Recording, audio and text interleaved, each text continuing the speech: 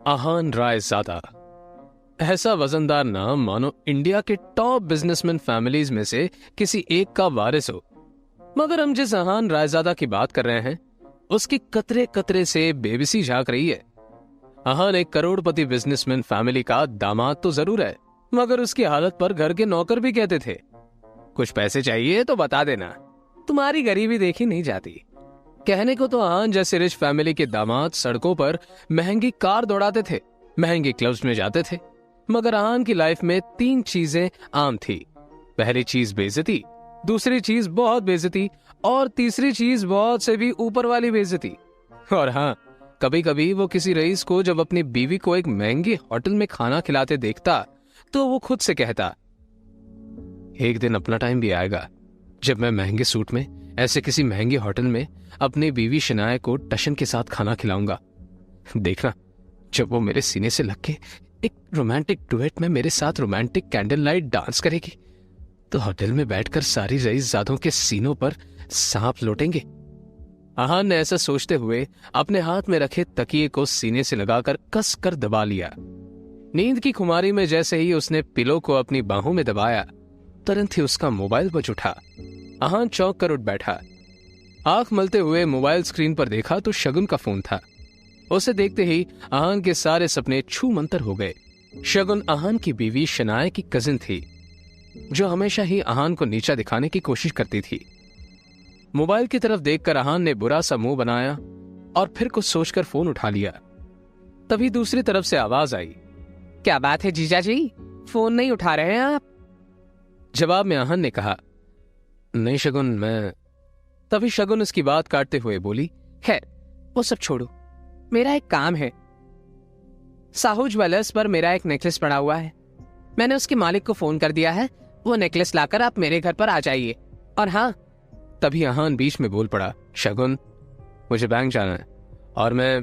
तभी शगुन ने कहा, मेरे प्यारे जीजा जी, ये बैंक जाने का तेवर आप किसको दिखा रहे हैं? पलना तो आपको हमारे टुकड़ों पर ही है, इसलिए ये बहाना बनाना छोड़िए और 1 घंटे के अंदर मेरा नेकलेस लाकर मुझे दीजिए। और हाँ, वो ज्वेलर्स आपको 30,000 रुपए भी देगा, उसमें से 1 पैसा भी गायब नहीं होना चाहिए। तभी आहान थोड़ा चिढ़ते हुए बोला, देखो शगुन, एक तो मैंने आज तक कभी चोरी नहीं की है, और दूसरी बात यह कि अगर इतना ही मुझ पर डाउट है तो ये काम किसी नौकर को भेजकर क्यों नहीं करवा लेती? इस पर शगुन की तंज भरी आवाज आई, प्यारे जी चाची, आप ये बात कब समझेंगे कि इस घर में आपको बहस करने की इजाजत नहीं है, इसलिए जितना आपसे कहा जा रहा है उतना कीजिए। और मैं फिर से आपसे कह रही हूं कि उस पैसे में से 1 भी रुपया कम नहीं होना चाहिए। ये चीजें आप 1 घंटे के अंदर लेकर मेरे घर पहुंच जाइए, बाय। इतना कहकर शगुन ने फोन कट कर दिया। आहान अपने मोबाइल को इस तरह घूर कर देखने लगा जैसे वो दुनिया की सबसे मनहूस चीज हो। जल्दी आहान फ्रेश होकर बाथरूम से बाहर आया और जल्दबाजी में अपनी अलमारी की तरफ बढ़ा, जिसमें सिर्फ 2 जोड़ी पुराने कपड़े हुए थे। उनमें से जो सबसे साफ कपड़ा था, आहान ने उसे पहनने के लिए चुना। तैयार होकर वो बाहर निकला और जैसे ही सामने देखा तो उसकी सांस यामिनी गिल अपनी कुछ सहेलियों के साथ रमी पार्टी में व्यस्त थी। तभी यामिनी जी की एक सहेली ने अपनी सैंडल की तरफ देखकर कहा, देखो नहीं यामिनी, आज तुम्हारे यहाँ आते वक्त मेरे सैंडल का स्ट्रिप टूट गया, अब मैं वापस घर कैसे जाऊंगी? इस पर यामिनी जी ने मुस्कुराते हुए कहा, है तो इसमें टेंशन लेने की क्या बात है, तू पार्टी एंजॉय कर, मैं किसी सर्वेंट से बोलकर सही करवा देती हूँ। जवाब में वो औरत बुरा सा मुंह बनाते हुए बोली, अरे नहीं नहीं, मेरी बहुत महंगी सैंडल है, मैं किसी नौकर पर भरोसा नहीं कर सकती, वैसे भी मैं टूटी सैंडल दोबारा नहीं पहनती, पर क्या करूं, घर तो जाना ही है। जवाब में यामिनी जी मुस्कुराते हुए बोली, अरे नौकर नहीं, बस नौकर से थोड़ा ऊपर है, वो तेरा काम अच्छे से करवा देगा। आहान उस तरफ से निकला ही था जब यामिनी जी की नजर उस पर पड़ गई। उन्होंने आहान को पुकारा, अरे सुनो आहान, इनकी सैंडल सही करवा के लाना जरा। तभी यामिनी जी की सहेली ने कहा, यामिनी, एक काम दामाद से। यामिनी उनकी बात बीच में काटकर बोल पड़ी, अरे तुम लोग टेंशन मत लो, ऐसे कामों में इनको बहुत मजा आता है, किसी के पास और कोई काम हो तो बता देना। यामिनी जी की ये बातें सीधा आहान के दिल पर आकर लगी, मगर अब उसे ये सब हमेशा ही सुनने की आदत सी हो गई थी। उसे याद आया था कि आज उसका बर्थडे है, मगर ये सिर्फ उसे ही याद था, बाकी किसी को भी इससे कोई मतलब नहीं था। तभी आहान ने यामिनी जी से कहना चाहा, मगर अभी मैं शगुन के काम से। उसकी इतना कहते ही यामिनी जी ने आंखें दिखाते हुए कहा, ऐस नहीं, जल्दी से काम खत्म करके आओ। और अब यामिनी जी की सहेली ने आहान को उसकी टूटी हुई सैंडल की स्ट्रिप दिखाकर कहा, बस ये वाली सही करवा के लाना। कहते हुए उसने आहान का हाथ उठाकर सैंडल आगे उसके हाथों में पकड़ा दी। आहान सर झुकाए उस सैंडल की तरफ देखने लगा। न चाहते हुए भी आहान को यह काम करना पड़ रहा था। उसे जाते देख यामिनी की बाकी दो सहेलियों ने भी अपने अपने काम पकड़ा दिए। आहान सबकी बातें सुन रहा था और फिर सामने लगी शनाए की तस्वीर देखकर मन ही मन में बोला, इतनी बेइज्जती की बात भी अगर मैं इस घर में टिका हुआ हूं तो सिर्फ इसलिए शनाए क्योंकि मैं आपको खोना नहीं चाहता। I love you.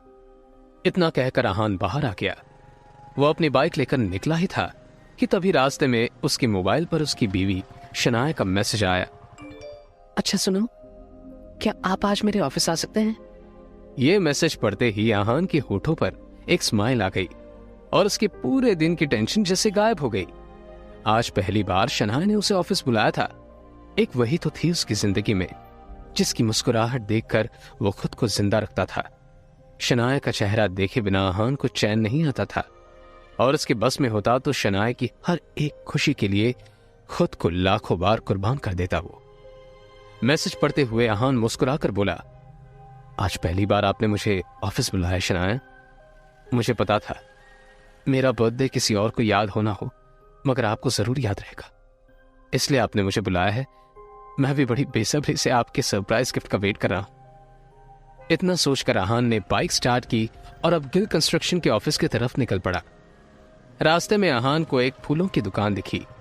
कुछ सोचकर उसने बाइक रोकी और अपना पर्स निकालकर देखने लगा। उसमें सिर्फ 500 का एक नोट पड़ा हुआ था। उस नोट की तरफ देखते हुए आहान ने कहा, ओह, 2 ही जोड़ी कपड़े हैं मेरे पास। बैंक जाने के लिए इन्हें पैसों से मुझे नए कपड़े लेने थे, पर कोई बात नहीं, शनाए से बढ़कर कुछ भी नहीं। और फिर उस पैसे से आहान ने शनाए के लिए फूलों का वो बुके ले लिया। जैसे ही आहान वापस मुड़ा तो उसे शगुन का काम और अपनी सास के दिए हुए काम याद आ गए। उसने एक नजर घूर कर उस सैंडल की तरफ देखा और कहा, माफ करना डियर आंटीज एंड सासुमा, आपके चरणों को प्रणाम, मगर शनाए से बढ़कर मेरे लिए कुछ भी नहीं। थोड़ा सा सुन ही लेंगे आपसे। इतना कहकर आहान ने वो सैंडल उठाया और पास की झाड़ियों में फेंक दिया। आज वो पहली बार गिल कंस्ट्रक्शन के ऑफिस जा रहा था, जो कंपनी गिल खानदान की थी। ये सोचकर आज वो फूला नहीं समा रहा था कि आज वहां उसका अच्छे से स्वागत होगा। वहां पहुंचते ही आहान तेजी से ऑफिस के अंदर की तरफ बढ़ा ही था कि तभी सामने से आ रहे एक आदमी से आहान टकरा गया, जिससे आहान के हाथों में मौजूद बुके नीचे गिर गया। वो व्यक्ति दिखने में काफी अमीर लग रहा था, जिसके जिस्म पर नीला सूट और आंखों पर काला चश्मा चढ़ा हुआ था। उसका नाम देव मल्होत्रा था और वो शनाए का क्लाइंट था, जो अभी अभी शनाए के केबिन से बाहर निकला था। वो आहान पर चिल्लाते हुए बोला, यू इडियट, दिखाई नहीं देता क्या तुम्हें? पता नहीं कहां कहां से मुंह उठाकर चले आते हैं। इस ऑफिस के अंदर तुम्हारे खड़े होने की औकात भी नहीं है और टहल ऐसे रहे हो जैसे तुम्हारी खाला का घर है। कौन हो तुम? शायद मल्होत्रा ने उसके बदरंग कपड़ों से उसे नौकर या ऑफिस बॉय ही समझ लिया था। मल्होत्रा ने एक नजर नीचे पड़े बुके की तरफ देखा और फिर उसे अपने पैरों तले कुचल के बाहर निकल गया। आहान ने अपना सर झुकाए उस बुके की तरफ देखा जो पैरों से कुचला जा चुका था। उधर शनाए अपने केबिन के शीशी के अंदर से ये नजारा देख रही थी। आंखों में आंसू लिए शनाया बस आहान को देखे जा रही थी। देव मल्होत्रा वहां से जा चुका था और तभी आहान की नजर शनाया पर पड़ी तो एक पल के लिए वो अपनी बेइज्जती भूल गया। वो शनाया की तरफ देखकर खुद से ही बोला, कितना प्यार करती हो ना आप मुझसे। मेरे साथ हुए बर्ताव ने आपकी आंखों में आंसू ला दी। और वो शनाया के केबिन में दाखिल हो गया। शनाया ने आगे बढ़कर शीशे के पास लगे पर्दे को गिरा दिया। वो शनाया की तरफ बढ़ा और उसके आंसू पहुंचते हुए बोला, अब जाने भी दो ना शनाया, जो भी हुआ मेरे साथ हुआ और इसमें आपको इतना टेंशन लेने की जरूरत नहीं है। तभी शनाया चीखते हुए बोली, दूर हटिए मुझसे, आप चले क्यों नहीं जाते मेरी जिंदगी से? आहान को एकदम से झटका सा लगा। वो खुले मुंह से शनाया की तरफ देखता ही रह गया। तभी शनाया आगे बोली, पति नहीं, मेरे पापों की सजा है आप मेरे लिए। आखिर चाहते क्या हो आप? पापा ने मेरी शादी आपसे जबरदस्ती करवाई है और उस गलती की सजा मुझे अब तक मिल रही है। आप मेरे काबिल भी नहीं थे और आज भी मुझे आपको अपना पति मानते हुए शर्म आती है। आज ड्राइवर नहीं था इसलिए मैंने आपको बुलाया था, पर मुझे नहीं पता था कि मेरा पति इस काम के लायक भी नहीं है। यहाँ आकर आपने मेरे इतने पुराने क्लाइंट मिस्टर मल्होत्रा को नाराज कर दिया। आंखों में आंसू लिए शनाया ने आगे कहा, जहां भी जाती हूँ आप हमेशा बेइज्जती के सिवा मुझे कुछ नहीं दे सकते। सिर्फ एक बदनुमा धब्बा बनकर रह गए हो आप मेरी जिंदगी पर। इतना कहकर शनाया केबिन के बाहर निकल गई। आहान उसके पीछे दौड़ा। तभी रास्ते में पड़े बुके की तरफ देखकर शनाया ने कहा, और ये सब क्या? क्यों इतनी गंदगी फैला रखी है यहाँ पर? इसे डस्टबिन में डालो। शनाया ने एक नौकर से कहा और उस फूल को अपने पैरों से कुचलते हुए आगे बढ़ गई। मल्होत्रा अपनी कार में बैठा पहले से शनाया का इंतजार कर रहा था। फिर आहान के सामने ही शनाया अपने क्लाइंट मल्होत्रा के कार में बैठी और बिजनेस के सिलसिले में वहां से जा चुकी थी। आहान ने एक नजर अपनी बाइक की तरफ देखा, वही खटारा बाइक जो अब आहान के जिंदगी का हिस्सा बन चुकी थी। आंखों में आंसू लिए आहान खुद से ही बोला, कोई बात नहीं शनाया, मुझे पता है आप गलत नहीं हो, बस मेरे हालात गलत हैं। मगर मुझे यकीन है कि एक ना एक दिन आप मुझे जरूर समझेंगी। मैं आपको दुनिया की सारी खुशियां ला कर दूंगा। आप सिर्फ मेरी हो और इस बात का एहसास होगा आपको। कहते हुए वो अपनी बाइक पर जा बैठा। तभी आहान के सामने एक बड़ी और महंगी लग्जरी काले रंग की कार आकर रुकी, जिसमें से एक अधेड़ उम्र का शख्स बाहर निकला। आहान उसे देखते ही चौंक गया, क्योंकि उसके यहां आने की उम्मीद आहान को बिल्कुल नहीं थी। वो आदमी आहान के सामने आकर बोला, यंग मास्टर, एशिया की सबसे अमीर कंपनी और रायजादा ग्रुप के अरबों रुपए का बिजनेस एम्पायर आपका इंतजार कर रहा है। वक्त आ गया है कि आप अपना बिजनेस संभालें। आखिर कौन है ये आदमी?